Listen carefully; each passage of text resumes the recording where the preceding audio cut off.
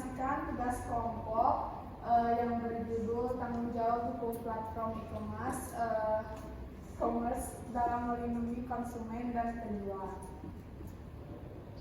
Di sini ada pengertian e-commerce.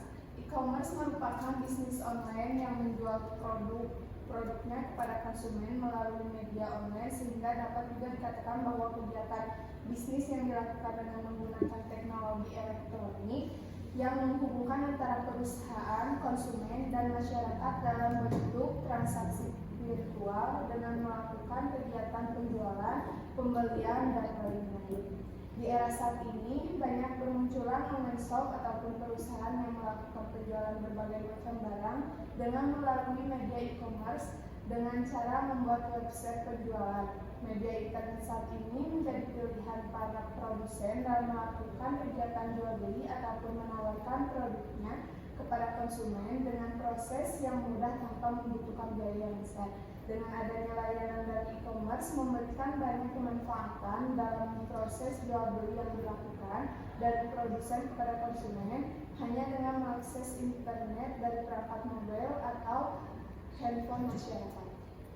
Lalu di sini ada peraturan yang berlaku, ada 3 peraturan. Yang pertama, Undang-Undang Nomor 11 Tahun 2008 yang dimana menjelaskan tentang informasi dan transaksi elektronik atau UU ITE yang merupakan cyber law pertama yang dimiliki Indonesia. Yang kedua, ada Undang-Undang Nomor 19 Tahun 2016 yang dimana menjelaskan tentang informasi dan transaksi elektronik bertujuan mengatur hukum di ranah internet, baik yang berkaitan dengan aspek pidana, aspek perdata, aspek administrasi negara, dan beberapa aspek lainnya yang berkenaan dengan perbuatan hukum di ranah cyber. Yang ketiga ada Undang-Undang Nomor 8 Tahun 1999 di mana menjelaskan tentang memberikan kepastian dan kepahaman mengenai apa yang dimaksud dengan e-commerce dan memberikan perlindungan. Lalu ada tanggung jawab hukum platform. Di sini ada 4 tanggung jawab hukum. Yang pertama, aman dengan melindungi secara fisik dan non-fisik terhadap gangguan yang dapat terjadi. Yang kedua, andal dalam mengoperasinya yang mana sesuai dengan kebutuhan penggunanya. Yang ketiga, bertanggung jawab terhadap penyelenggara sistem elektronik. Yang keempat, membangun keterpercayaan publik terhadap platform marketplace. Lalu ada tanggung jawab hukum terhadap konsumen. Ada satu hukum yaitu Undang-Undang Nomor 8 Tahun 1999 di mana hukum ini menjelaskan tentang perlindungan konsumen hadir sebagai landasan hukum yang mengatur hak, kewajiban, serta tanggung jawab antar konsumen dan pelaku usaha. Lalu ada peran platform e-commerce dalam menjaga keamanan bertransaksi, yaitu menjaga keamanan data pribadi konsumen yang diatur dalam UU Nomor 27 Tahun 2022 tentang perlindungan data pribadi atau UU PDP, yang dimana transparansi marketplace wajib menyediakan informasi yang jelas mengenai kebijakan privasi, pengembalian produk, serta layanan pelanggan untuk memberikan kenyamanan dalam setiap tahap transaksi. Lalu ada regulasi pemerintah atau lembaga pengawas independen. Ada 2 poin. Yang pertama UU PDP dan PP Nomor 71 Tahun 2019 tentang penyelenggaraan sistem dan transaksi marketplace dalam menjaga data konsumen. Yang kedua, pemerintah juga perlu segera membentuk lembaga pengawas perlindungan data pribadi dalam memantau kepatuhan platform terhadap regulasi dan menangani pengaduan konsumen terkait pelanggaran privasi. Ada yang mau bertanya?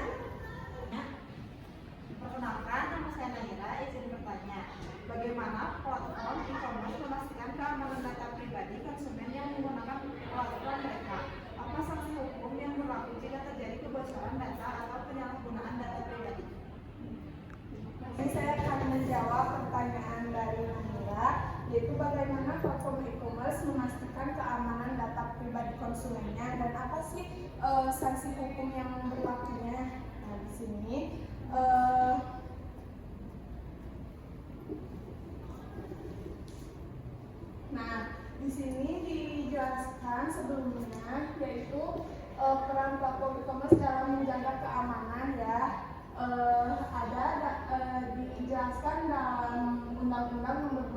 tahun 2022 tentang perlindungan data pribadi atau UU PDP, yang dimana salah satu tanggung jawab e-commerce sendiri yaitu menjaga data konsumennya dengan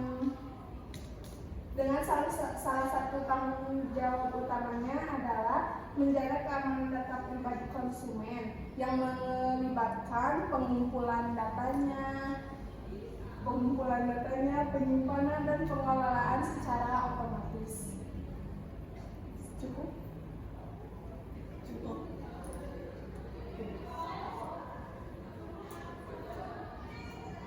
Nah, sekian presentasi dari saya. Mohon maaf bila ada salah kata.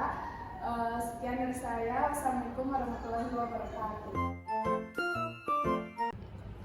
Assalamualaikum warahmatullahi wabarakatuh. Waalaikumsalam warahmatullahi wabarakatuh. Perkenalkan, nama saya Fira Sarah Nabila dengan NPM 8261. Di sini saya akan mempresentasikan tugas kelompok aspek hukum dalam transaksi e-commerce. Pengertian e-commerce. E-commerce adalah suatu terjadinya transaksi jual beli online melalui media elektronik. Proses jual beli ini tidak lagi membutuhkan pertemuan tatap muka seperti pada toko konvensional. Penjual dan pembeli hanya perlu melakukan transaksi secara online. Transaksi e-commerce juga mencakup aturan yang mengatur jual beli barang atau jasa secara elektronik, termasuk perlindungan konsumen, perlindungan data pribadi, hak kekayaan intelektual, serta kewajiban dan hak para pihak dalam transaksi online. Peraturan yang berlaku: 1. Undang-Undang Informasi dan Transaksi Elektronik UU ITE Nomor 11 Tahun 2008 dan perubahan terbaru dalam UU ITE Nomor 19 Tahun 2018 yang mengatur transaksi elektronik, perlindungan data pribadi, serta tindak pidana di dunia maya. 2. Undang-Undang Perlindungan Konsumen UU Nomor 8 Tahun 1999 yang memberikan perlindungan terhadap hak konsumen dalam transaksi e-commerce. 3. Peraturan Pemerintah Nomor 80 Tahun 2019 tentang perdagangan melalui sistem elektronik (PP PSE) yang mengatur penyelenggaraan e-commerce di Indonesia. 4. Peraturan Otoritas Jasa Keuangan atau OJK yang mengatur mengenai pembayaran dan transaksi keuangan digital. 5. Undang-Undang Perlindungan Data Pribadi UU PDP Nomor 27 Tahun 2007 yang berfokus pada pengelolaan dan perlindungan data pribadi dalam transaksi online. Selanjutnya ada tanggung jawab hukum terhadap platform. 1. Kewajiban penjual dalam menjamin kualitas barang atau jasa, memastikan bahwa produk yang dijual memiliki standar yang telah disepakati dalam kontrak maupun secara implisit menurut hukum.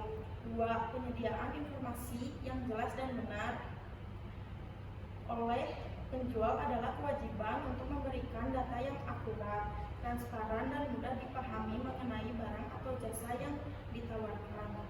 3. Kontrak elektronik dan perlindungan hukum.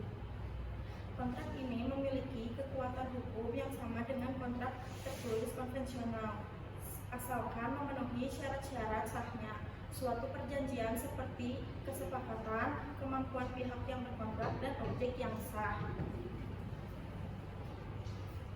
Selanjutnya ada peran platform e-commerce dalam menjaga keamanan bertransaksi. 1. Menerapkan standar keamanan yang tinggi. Platform e-commerce harus menerapkan standar keamanan yang tinggi dan teknologi canggih untuk melindungi data pengguna dan transaksi. 2. Membangun hubungan yang transparan. Platform e-commerce harus membangun hubungan yang terbuka dan transparan dengan pengguna serta memiliki kebijakan privasi yang jelas. 3. Menciptakan pengalaman berbelanja yang nyaman. Platform e-commerce harus memberikan pengalaman berbelanja yang nyaman, aman, dan tanpa rasa khawatir. 3. Memanfaatkan teknologi kriptografi. Kriptografi adalah teknologi dasar yang digunakan untuk menjaga keamanan data dalam e-commerce. Sekian, terima kasih. Ada pertanyaan? Izin bertanya, bagaimana perkembangan teknologi dan inovasi di bidang e-commerce memengaruhi tanggung jawab hukum platform?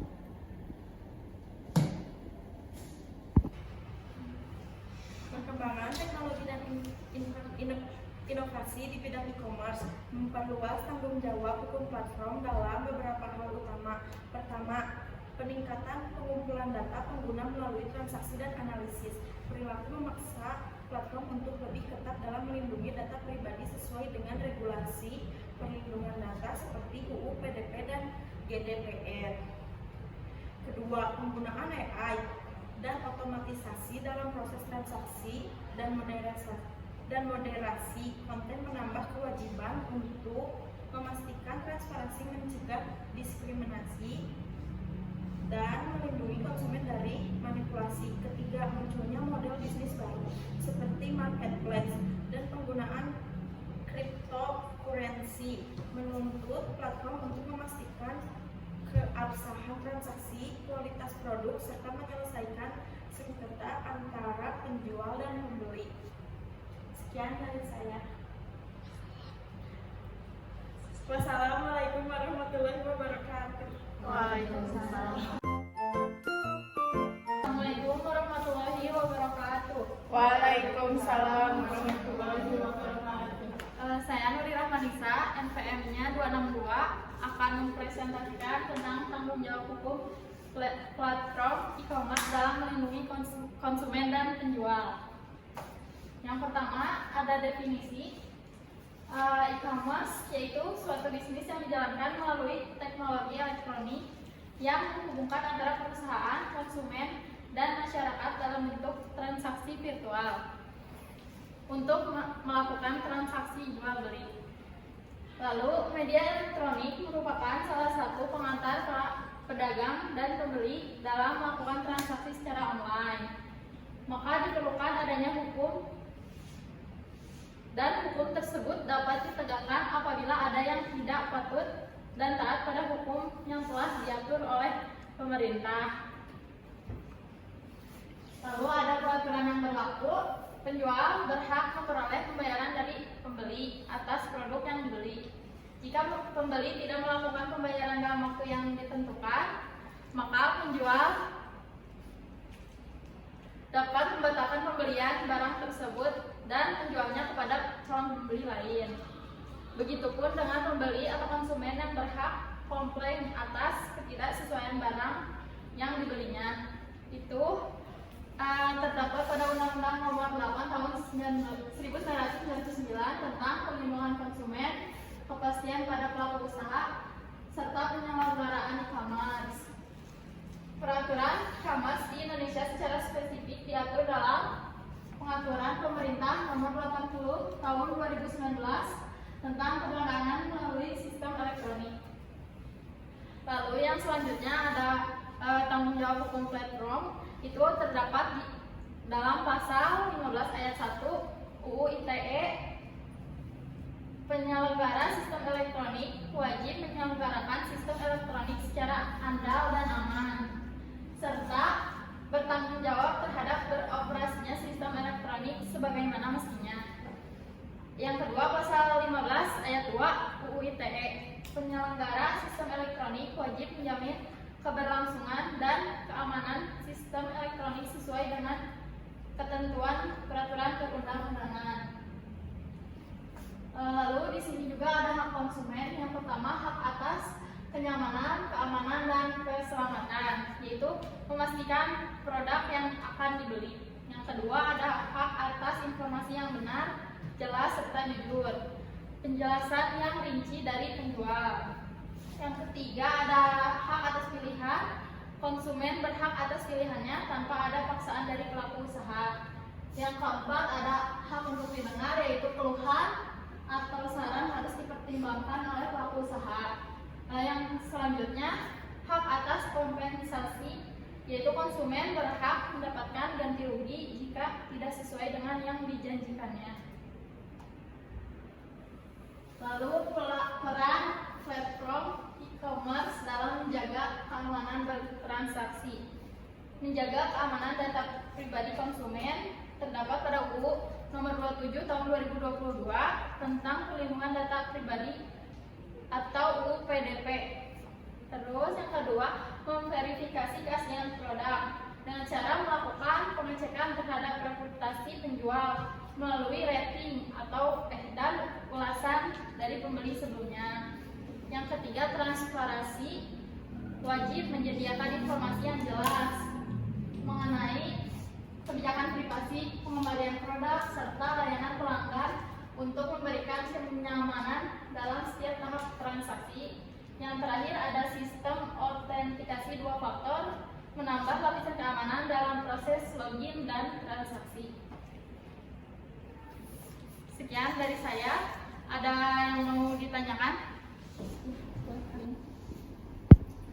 Saya ingin bertanya kepada Nuri, bagaimana platform e-commerce menangani keluhan konsumen terkait dengan transaksi yang gagal ataupun barang yang tidak sesuai pesanan? Izin menjawab ya. Jadi penjual itu memiliki kewajiban untuk menjamin bahwa barang atau jasa yang dijual itu sudah sesuai dengan kualitas yang telah dijanjikan sebelumnya. Terus menurut hukum yang berlaku juga diatur dalam Undang-Undang Perlindungan Konsumen Nomor 8 Tahun 1999. Penjual wajib memberikan barang atau jasa yang bebas dari cacat yang dapat mengurangi kualitas atau fungsi barang tersebut. Jika produk yang dijual mengalami cacat, penjual harus bertanggung jawab untuk mengganti atau memperbaiki barang tersebut. Dalam konteks transaksi online, kewajiban penjual juga mencakup memastikan bahwa produk yang dikirimkan sesuai dengan pesanan dan memenuhi standar yang dijelaskan di platform jual beli. Begitu dari saya. Apakah cukup, Alif? Terima kasih. Sekian dari saya. Wassalamualaikum warahmatullahi wabarakatuh. Waalaikumsalam warahmatullahi wabarakatuh. Selamat siang teman-teman semua. Perkenalkan, nama saya Kilas Narafida, NPM saya 356. Di sini saya akan mempresentasikan hasil kerja saya dan teman-teman saya tentang aspek hukum dalam transaksi e-commerce. Pertama-tama saya akan menjelaskan pengertian e-commerce. E-commerce adalah bisnis online yang menjual barang atau jasa melalui internet dengan transaksi yang dilakukan secara digital. E-commerce menghubungkan perusahaan, konsumen, dan masyarakat menggunakan teknologi elektronik, sehingga proses jual beli lebih mudah dan murah. Konsumen dapat membeli produk kapan saja dan di mana saja menggunakan handphone. Di sini ada pentingnya edukasi hukum. Dengan perkembangan pesatnya e-commerce, edukasi kepada masyarakat, terutama anak remaja dan orang tua itu sangat penting. Mereka perlu memahami cara bertransaksi online yang aman dan sesuai dengan hukum atau aturan yang berlaku di Indonesia. Edukasi ini diharapkan dapat meningkatkan pemahaman mengenai hukum e-commerce sehingga masyarakat akan lebih bijak dalam bertransaksi secara online. Yang selanjutnya di sini ada aturan yang berlaku. Aturan yang berlaku itu awalnya dari Undang-Undang Nomor 11 Tahun 2008, kemudian diganti menjadi Undang-Undang Nomor 19 Tahun 2016 yang menjelaskan tentang informasi dan transaksi elektronik. UU ITE ini mengatur berbagai aspek hukum di dunia maya, termasuk hukum perdagangan online yang termasuk dalam hukum perdata. Selanjutnya di sini ada tanggung jawab hukum platform. Dalam dunia digital yang semakin berkembang, tanggung jawab hukum platform menjadi hal yang sangat penting untuk menciptakan ekosistem yang adil, transparan, dan dapat dipercaya bagi semua penggunanya. Platform memiliki kewajiban untuk menyediakan sistem yang aman dan terlindungi dari ancaman eksternal dan memastikan keandalan sistem yang sesuai dengan kebutuhan pengguna, serta menjalankan transparansi dalam operasionalnya untuk membangun kepercayaan publik. Selain itu, platform juga harus bertanggung jawab penuh atas setiap produk operasionalnya, termasuk pengawasan terhadap transaksi dan penyelesaian sengketa. Melalui penerapan tanggung jawab ini, platform tidak hanya menjaga kepuasan dan keamanan pengguna, tetapi juga memastikan kepatuhan terhadap hukum yang berlaku. Menciptakan lingkungan digital yang lebih aman dan dapat diandalkan. Dengan demikian, tanggung jawab hukum ini bukan hanya kewajiban hukum, tetapi juga investasi untuk menciptakan hubungan yang lebih baik antara para platform dan penggunanya, serta mendukung pertumbuhan ekonomi digital yang berkelanjutan. Yang selanjutnya di sini ada 3 peran platform e-commerce dalam menjaga keamanan bertransaksi. Yang pertama itu ada tanggung jawab utama untuk melindungi data pribadi konsumen sesuai dengan Undang-Undang Nomor 27 Tahun 2022 tentang Perlindungan Data Pribadi atau UU PDP. Dan yang kedua ada keamanan data untuk data sensitif seperti alamat, nomor telepon, dan pembayaran transaksi harus dilindungi dari penyalahgunaan. Dan yang ketiga ada transparansi untuk menyediakan informasi yang jelas mengenai kebijakan privasi, pengembalian produk, dan layanan pelanggan. Dan yang selanjutnya ada apa aja sih regulasi dari pemerintah? Di sini ada Undang-Undang Perlindungan Data Pribadi dan Peraturan Pemerintah Nomor 71 Tahun 2019 mengatur kewajiban platform e-commerce untuk melindungi data pribadi konsumen. Pemerintah perlu membentuk lembaga pengawas untuk memastikan platform mematuhi regulasi dan menangani pengaduan konsumen terkait dengan penyalahgunaan privasi. Dan presentasi dari saya, apakah ada yang mau bertanya? Silakan. Mengapa yang asalnya UU nomor 11 tahun 2008 diganti menjadi Undang-Undang nomor 19 tahun 2016? Apa bedanya? Tadi yang ini ya. Dari sini sebenarnya ini tuh diubah karena ada beberapa alasan perubahan Undang-Undang ITE ini. Yang pertama itu perkembangan teknologi, karena semakin pesatnya perkembangan teknologi, menurut pemerintah tuh Undang-Undang yang nomor 11 tahun 2008 itu tidak cukup untuk mengatur fenomena baru yang berkembang pesat gitu, kayak e-commerce, media sosial, dan lain-lain yang di digital. Terus yang kedua juga ada alasannya keamanan dan perlindungan penggunanya. Karena seiring berkembangnya dunia digital, transaksi elektronik itu menjadi sangat penting. Nah, undang-undang yang baru ini diharapkan bisa lebih baik penggunanya dan pelaku bisnis di dunia digital. Lalu ada alasan yang ketiga untuk penanggulangan kejahatan dunia maya. Undang-undang ITE yang baru bertujuan untuk lebih baik dalam menangani kejahatan di dunia maya. Kami apakah cukup? Cukup, terima kasih. Baik, sekian presentasi dari saya. Mohon maaf apabila ada salah kata. Terima kasih. Wassalamualaikum warahmatullahi wabarakatuh. Waalaikumsalam warahmatullahi wabarakatuh.